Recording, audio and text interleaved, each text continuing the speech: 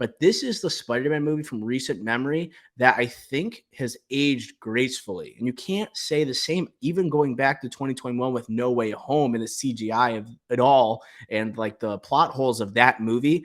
This one, it has aged like fine wine. Why do you think that is, Ricky Flex? Why do people keep on returning to this movie? It was a game changer of sorts. Am I right?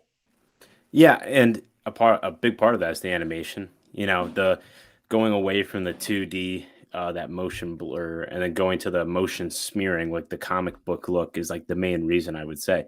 And I think kind of just relating it to the MCU now, it's like why aren't people as many people seeing the MCU movies now? And it's because they feel formulaic, they feel repetitive.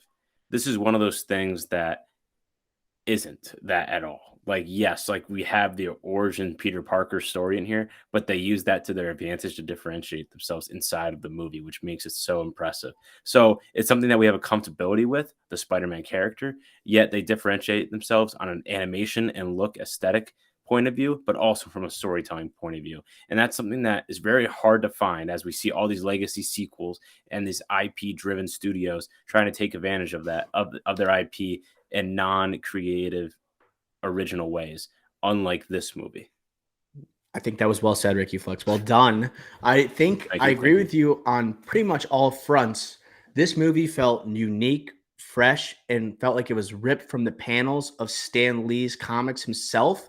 It has the obvious panels, the thought bubbles of the characters. It has the action sequences that give the pow, whoop, bam that you see with like the Batman show. And in a lot of different directors' hands, I think it could seem corny, but this movie has a really warm heart. It's genuine. It feels sincere, unlike a lot of the formulaic type of live action superhero movies we've gotten in recent history. So definitely on the same page there. I also think this aged so well. It's because it kind of was ahead of the curve when it came to multiversal superhero storytelling. There, we hadn't. This has always been a concept that people always wondered about seeing it on the big screen. Could it actually work? And would it feel clunky? Could you have a coherent story with a multiverse type of like theme to it? And they nailed it in this movie. They take the lore that you know with Spider-Man, but they etch their own lore within like all the comic books, the animated shows, the Sam Raimi of it all. They built etch this own story, but still honor the legacy of the older Spider-Man movies and how it exists in pop culture. And it doesn't feel like it's trying too hard, that it's corny. It seamlessly fits. So I mean, and also going back to like the multiverse type of storytelling, we have the Flash coming up in 2 weeks. We have the multiverse saga, right, with the MCU that's in flux right now. And I just want to ask you, do you think that the without Spider Verse, does the MCU have the labeled multiverse saga? Is there so much emphasis put on a movie like The Flash? I know it was in development hell for so long, so you could argue it was always going to come. But I think this movie does give confidence to major studios like, hey, we can pull this off. Yeah, and I think it gave the MCU confidence in their next stage of post Endgame. And I think you're right. Like this movie really was the blueprint of multiverse ensemble type of movies.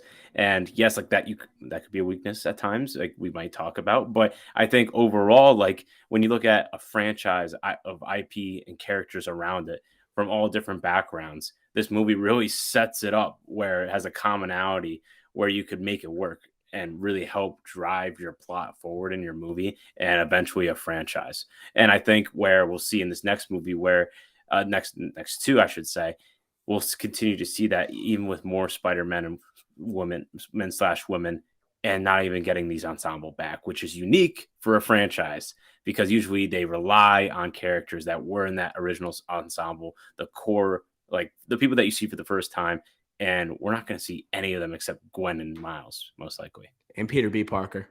and Peter B. Parker. Yes. And that's why I think the second one could be nearly as special. I've stated before on the podcast because it's not complacent with what the first one did and how groundbreaking it was. It's still pushing the boundaries of what people think is possible over like 200 different Spider-Man characters that will be appearing in Across the Spider-Verse. It sounds ludicrous, but so did the concept of Into the Spider-Verse. So I love Phil Lord and Chris Miller. They're not in the director's chair this time, but they're still very much hands-on with this type of project, still pushing that boundary.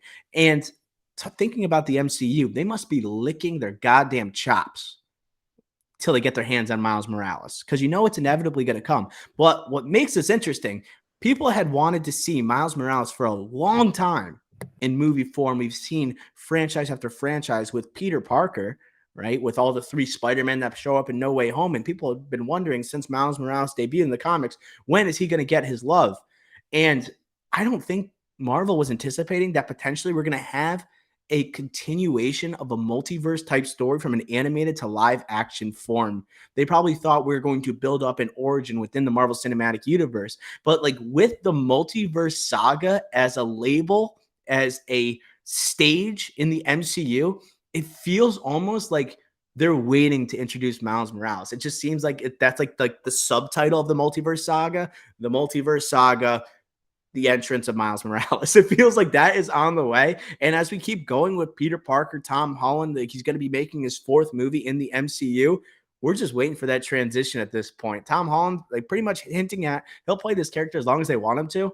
I mean, people are going to be after Across the Spider-Verse. Are people just going to be trying to kind of push Tom Holland out to bring in Miles Morales? I think that's a real question to be asked.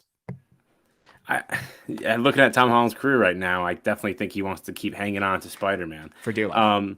But yeah, no, I've been saying this ever since this movie came out, that they're just going to seamlessly transition this to live action. Yeah, like they will. It's way too big of an opportunity. Like this movie made almost $400 million at the worldwide box office, and I think the second one's going to be bigger, and it's because over this time, over the hype after this movie, like, yes, it was a great word of mouth movie, but after the Oscar win, kind of just making it, yep, legitimately, this was a great movie, ending the Disney Pixar run at the Oscars, animated feature film wise. Like, this is legitimately one of the best animated movies we've ever seen. And they have to take advantage of that. And in particular, who does? Kevin Feige and the MCU, especially when their projects right now are going not to the wayside, but just are getting negatively reviewed, not having the same impact. They're losing all their key assets in terms of Captain America, Iron Man, potentially Spider-Man. It's already been 3 movies, and he's been in 2 Avengers movies and a Civil War. So we've already seen a lot of Tom Holland. People might need to change at some point.